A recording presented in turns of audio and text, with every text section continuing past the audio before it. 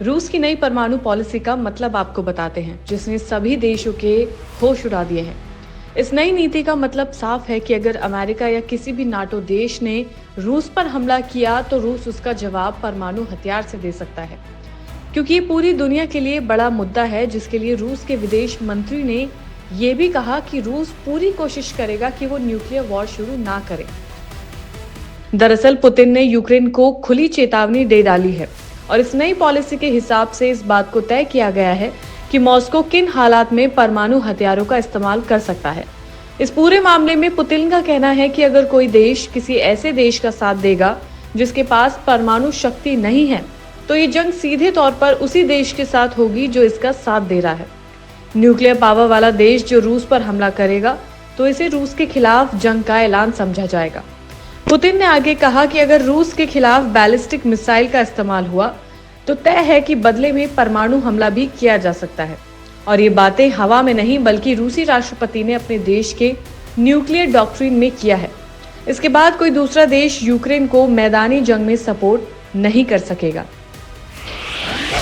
आइए जानते हैं रूस कब न्यूक्लियर वॉर कर सकता है।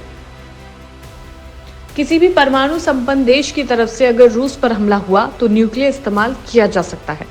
किसी परमाणु संपन्न देश की मदद से कोई दूसरा देश अटैक करता है तो भी न्यूक्लियर वॉर हो सकता है।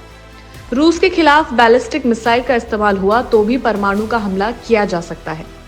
अगर कोई हवाई हमला होता है तो इसे रूस के खिलाफ जंग का ऐलान माना जाएगा और इस सिचुएशन में परमाणु का इस्तेमाल किया जा सकता है। अगर रूस को लगा कि उसके देश और उसके नागरिकों को किसी दूसरे देश से खतरा है और सुरक्षा के लिहाज से रूसी एटॉमिक मिसाइल और मिसाइल डिफेंस सिस्टम वो तैनात कर सकता है। क्या पुतिन न्यूक्लियर अटैक कर सकते हैं? रूस और यूक्रेन की जंग को 1000 दिन हो चुके हैं और इस पॉलिसी के अपडेट से परमाणु हमले का खतरा बढ़ गया है। 22 फरवरी 2022 को जब पुतिन ने जंग का ऐलान किया था, तब उन्होंने कहा था कि अगर इस लड़ाई में कोई बाहरी देश आएगा तो उसका वो अंजाम होगा जो कभी इतिहास में भी नहीं देखा होगा, यानी कि ये हमला सबसे बड़ा हो सकता है। देखिए, अगर परमाणु जंग हुई तो इसके विनाश की कल्पना भी नहीं की जा सकती। जापान परमाणु हमला झेल चुका है और जो लोग बच गए थे वो आज भी उस दिन को याद करके सहम जाते हैं।